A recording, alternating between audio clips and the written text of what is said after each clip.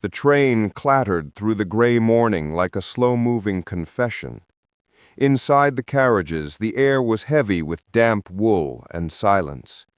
German soldiers, once voices of command, now sat with eyes fixed on the floorboards.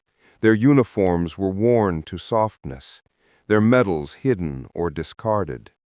No one dared to speak of home. Every mile westward felt like a descent into judgment. Whispers of British anger, revenge for the bombings, the dead cities. They had imagined iron bars, hunger, the cold discipline of victors. Yet the rhythm of the train felt strangely ordinary, almost tender in its monotony. A young prisoner pressed his face against the glass, trying to glimpse the world beyond. Instead of ruins, he saw the countryside, gentle hills washed in fog, hedgerows still standing, smoke curling from distant cottages. The quiet was unsettling.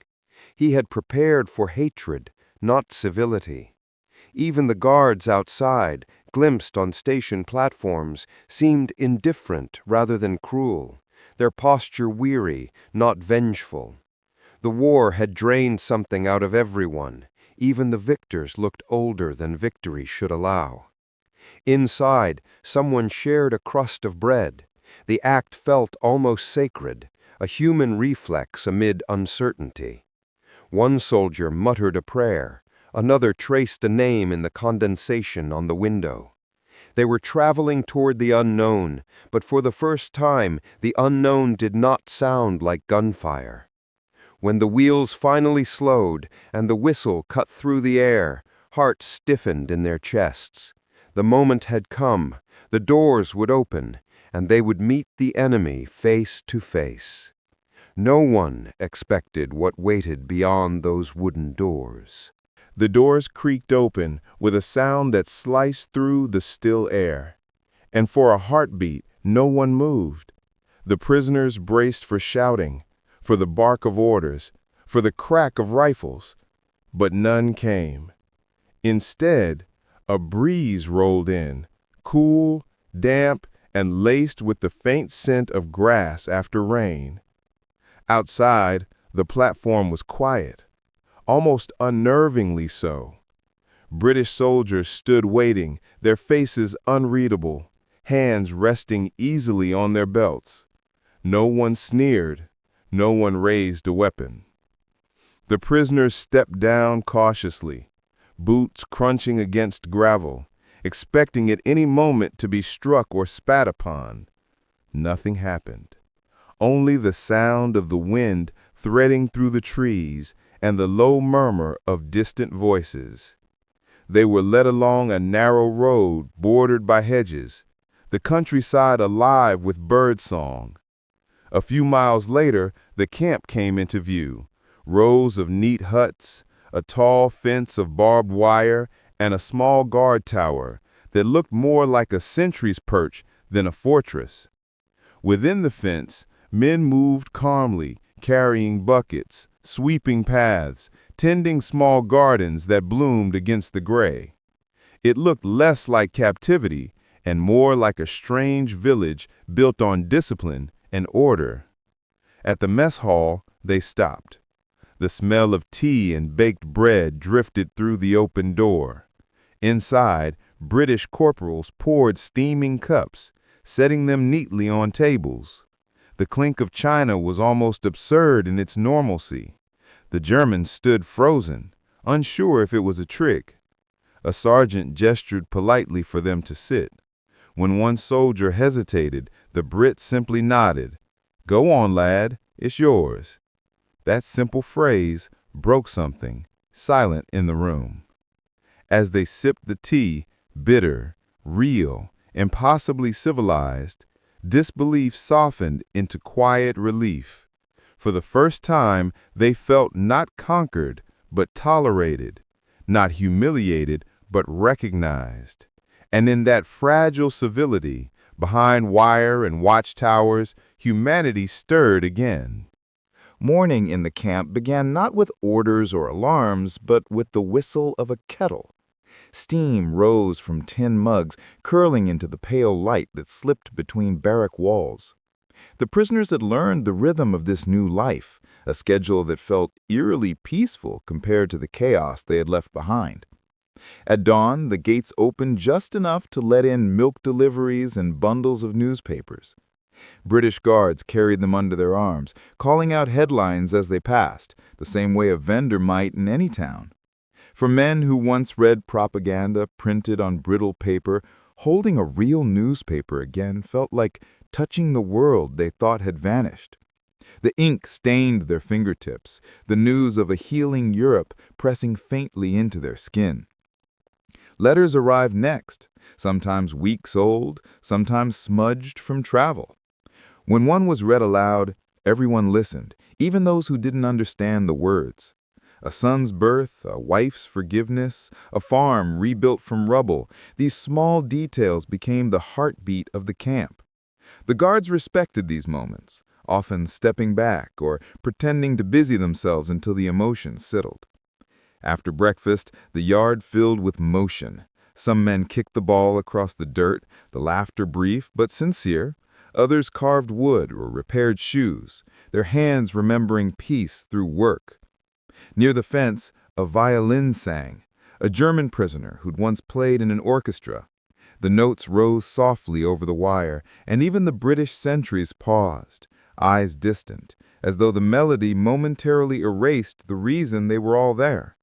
By midday, the camp had found its rhythm. Not freedom, not yet, but something quieter. The restoration of routine, of being human again. To the British officers who ran the camps, decency was not a gesture of mercy, but a duty, a quiet reflection of who they believed themselves to be. Many of them had come from a tradition where restraint was a form of honor, where civility under pressure separated the soldier from the brute. The Geneva Convention had laid down the legal framework, but the deeper impulse was cultural, a code inherited from centuries of empire and etiquette, where even the enemy was to be treated as a gentleman once the fight was done. It was a belief that discipline extended beyond battle, that moral victory outlasted military triumph. Each morning, the officers moved through the camp, not with swagger, but with the composed distance of administrators maintaining order. Their politeness confused the prisoners at first, the clipped good mornings, the calm reminders about cleanliness, the insistence on punctuality. These were not the behaviors of men seeking revenge. They were maintaining a world that refused to collapse into cruelty. Even the small acts, offering newspapers, serving tea, ensuring letters were delivered, carried the weight of principle. To mistreat prisoners, one major wrote in his journal, would be to surrender the very thing we claim to be defending. Among the guards, this decency became a kind of quiet pride. They could win the war and keep their humanity intact. To the prisoners, it was bewildering, to be respected by those they had been taught to hate. Some began to mirror the manners of their captors, standing when spoken to, saying thank you, even helping mend fences or polish tools. The British sense of fairness became contagious, and though the barbed wire still gleamed with warning, the camp itself began to feel like an island of sanity in a world that had lost its mind. At first, the villagers came only to stare. From beyond the fence, they stood in quiet clusters, women in wool coats, children clutching baskets, men smoking pipes as they measured the strange sight of former enemies now raking leaves or hanging laundry inside the camp. There was no shouting, no hostility, just cautious curiosity. The war had taught them to hate faceless uniforms, but now the faces were simply human. Young men with tired eyes, sunburned hands, and the same look of hunger for normal life. It began with small gestures. A boy on a bicycle slowed to watch a football game through the wire. When the ball accidentally rolled near the fence, he tossed it back with a grin, and one of the prisoners waved in thanks. Another day, a farmer's wife left a small loaf of bread on the roadside, where she knew the prisoners marched past during work details. The guards pretended not to notice. Over time, those glances and nods grew into fragments of conversation, broken English, bits of laughter, a shared sense of relief that the killing was over. Children were the boldest. They would press their faces to the wire, fascinated by the foreign words in the songs the men sang while working. The prisoners, in turn, carved tiny toys from wood scraps, a horse, a whistle, a spinning top, and passed them through the fence when no officer was looking. These exchanges carried no politics, only the quiet instinct to bridge the distance. What began as suspicion slowly turned into something gentler, a fragile trust built on simple kindness. The barbed wire still stood, but through its gaps, humanity threaded its way, a smile here, a shared joke there, until even the prisoners began to forget which side of the fence truly held them captive. The letters began as cautious reports, written in neat, uncertain script on thin paper provided by the British Red Cross. "We are alive," most began. "We are treated fairly." But as the months passed, the tone softened, and disbelief gave way to something closer to wonder. One young corporal wrote to his mother in Bremen, "They give us tea every morning, real tea with milk. The guards read the newspapers with us. They even laugh." His words sounded almost treasonous, too kind to be believed, yet he kept writing, because to withhold the truth felt like another kind of lie. Another prisoner described his first Christmas in captivity. The British had decorated the mess hall with holly, hung lanterns, and served pudding after dinner. "We sang Silent Night in German, and they joined us. For a moment, it felt like the world had forgiven itself." His father later said that letter was read aloud to the entire neighborhood, the listeners silent, unsure whether to weep or smile. Some wrote less about comfort and more about confusion, a moral disorientation that came from being treated as a man rather than an enemy. "It is strange," one soldier confessed, "to be cared for by those we were told were beasts. Perhaps they are showing us who we were meant to be." Others echoed the same thought. Maybe humanity had survived somewhere after all. When letters like these reached Germany, many were censored or dismissed as Allied propaganda. But within the camp, the act of writing became an act of faith, that honesty, even in captivity, could bridge the ruins. Each folded envelope carried more than words. It carried the fragile proof that decency was not a myth. And as the mail bags left the gate, the men watched them go as if part of themselves were already on their way home. Over time, something subtle began to change inside the camp. Not in the rules or the rations, but in the men themselves. The days, once counted like prison bars, began to blur into something softer. The fear that had clung to them upon arrival had thinned, replaced by a strange stillness. For the first time in years, there were no air raids, no sirens, no orders barked from above. The silence, at first unbearable, grew into a kind of medicine. It gave space for thought, dangerous, tender thought, the kind that war had beaten out of them. Some men began to talk in the evenings, sitting on steps with cups of weak tea, staring at the sunset through the wire. They spoke of families, of fields back home, of comrades lost without glory. The conversations were quieter now, no longer about victory or loyalty, but about the strange relief of defeat, the chance, at last, to feel something other than fear and hatred. One prisoner confessed he no longer dreamed of marching. He dreamed of planting potatoes. Another said he had begun praying again, not for Germany, but for forgiveness.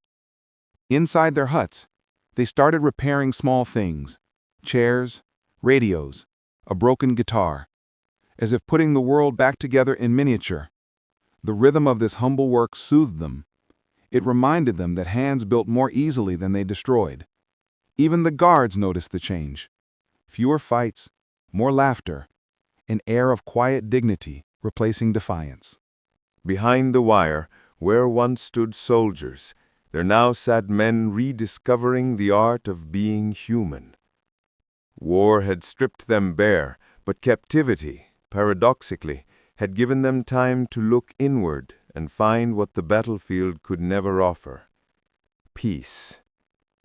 It began, as many things in the camp did, by accident. One rainy afternoon, a young British guard named Thomas heard the faint sound of a violin from one of the barracks. The melody drifted through the damp air, mournful, patient, aching with something too deep for words. Drawn by curiosity, he paused outside the doorway. Inside sat a German prisoner, his uniform sleeves rolled, bow moving slowly across the strings. The tune was Ave Maria. Thomas didn't speak, he simply listened, the rain keeping time against the tin roof. When the piece ended, he said quietly, "My mother used to play that." The prisoner nodded, eyes lowered, then handed him the instrument. "Play," he said.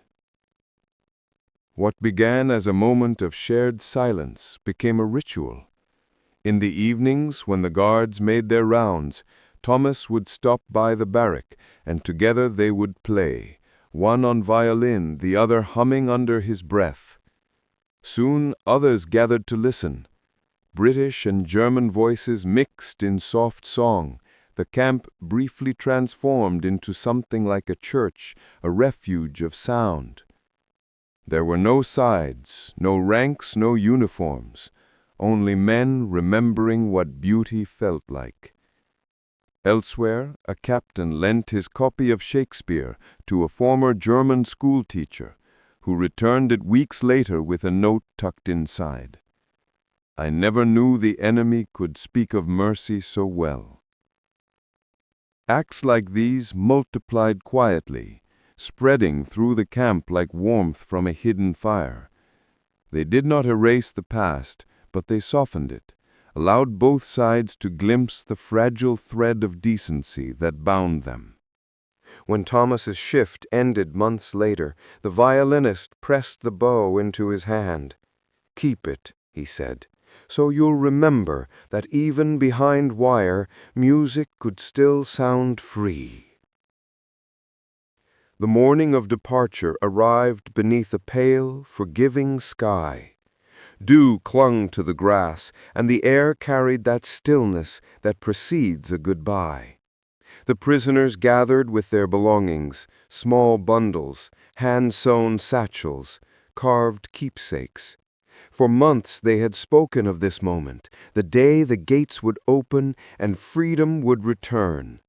Yet now that it had come, their excitement was tempered by something they hadn't expected: sorrow. The camp, with its fences and routines, had become a strange sort of home, a place where they had rediscovered the rhythm of gentleness. Leaving it felt like closing a chapter written in calm handwriting after years of chaos. British guards stood along the path, their faces reserved but softened. Some offered quiet nods, others brief handshakes that broke all protocol. The German violinist clutched the empty case where his instrument once lay, the gift he'd given away as a gesture of friendship. A guard who had once watched him with suspicion now carried his bag to the truck. Around him, the camp was unusually silent. Even the birds seemed to hold their songs. As the trucks rumbled to life, a voice rose from among the prisoners, a farewell sung softly in German, soon joined by others until the whole convoy hummed with it. It wasn't a song of victory or loss, but of remembrance, an offering to the strange mercy they had found behind barbed wire.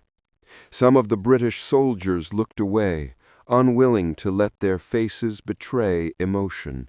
When the gates finally swung open, the prisoners looked back one last time at the watchtower, the huts, the wire gleaming in the sun. It was, against all reason, a place they would remember with gratitude. The engines roared, and the camp faded into the distance like a dream that had taught them to be human again. Months after their return, the letters began to surface, thin envelopes traveling across a fractured Germany.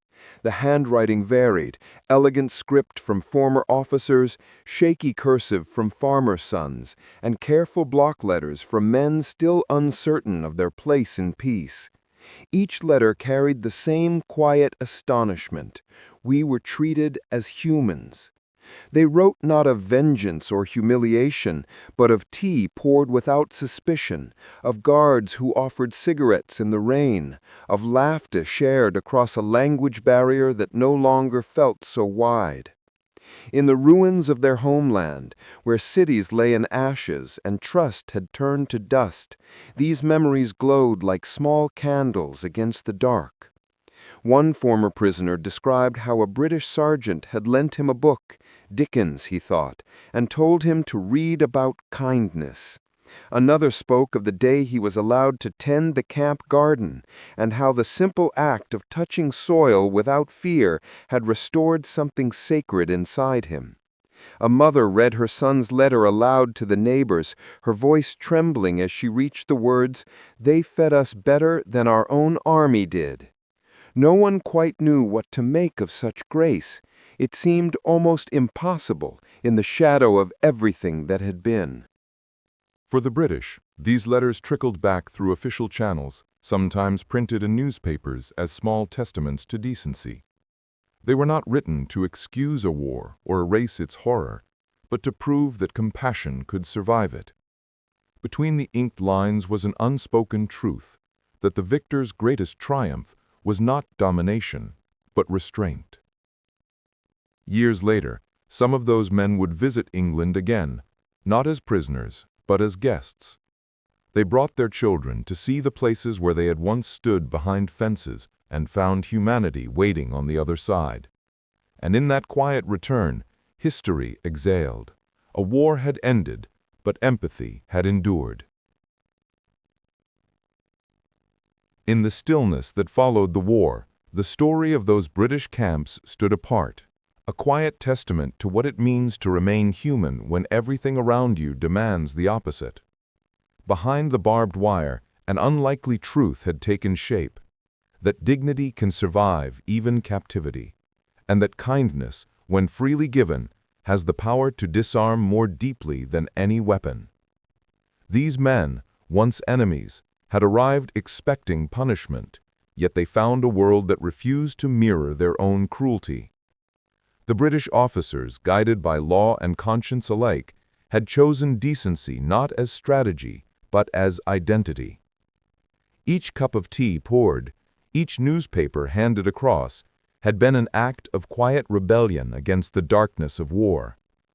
It was as if Britain had decided that the real victory lay not on battlefields, but in the preservation of character. The Geneva Convention had given them rules, tradition had given them manners, but it was something more elemental that guided their restraint. A belief that humanity, once surrendered, cannot be reclaimed through conquest. In those camps, the moral contrast between ideology and empathy became visible, almost tangible. The prisoners who arrived broken in spirit left with an understanding their captors never needed to explain, that civilization is not about power, but conduct. Long after the fences were torn down, the memory endured, the warmth of tea against cold hands, the silence of guards who chose respect over ridicule, the feeling of being seen not as a symbol of hate, but as a man. The barbed wire rusted away, yet its lessons held firm, that in war's cruel aftermath, The truest strength belongs to those who refuse to forget compassion. In that realization, humanity found a mirror, and for a moment, recognized itself again. Time has softened the sharp edges of those years. The barbed wire that once divided men has long since rusted into the soil, hidden beneath grass and wildflowers. Where centuries once paced, children now play, their laughter carried by the same quiet English wind that once rattled tin cups on wooden tables. The barracks, if they still stand, are ghosted with ivy and silence. Yet something of that place lingers, not in the buildings, but in the memory of conduct, the echo of decency that refused to vanish. For those who lived it, the smallest moments remained the brightest. The steam of morning tea rising through the chill, the crisp fold of a newspaper shared between former enemies, the sound of a violin threading through dusk. These were not grand gestures, but small mercies that kept the soul alive. Over time, they became symbols, reminders that even in captivity, compassion could bloom like a fragile plant breaking through frost. Historians write of strategy, supply lines, and victory, but the men who passed through those camps remembered something simpler, the way kindness had felt in the middle of history's storm. Many would tell their children that the British won the war not only with courage, but with character, that true power was measured not by domination, but by restraint. The tea, the letters, the calm voices of guards, these became quiet proof that civilization had survived its own test. Now, decades later, the story still hums softly in the background of history, a lesson whispered rather than declared. The cups have cooled, the fences are gone, but the warmth endures. Proof that even in a world rebuilt from ashes, humanity can choose to be gentle. And somewhere in that stillness, the memory of those men remains. Not prisoners, not captors, but human beings who for a fleeting moment remembered how to be kind.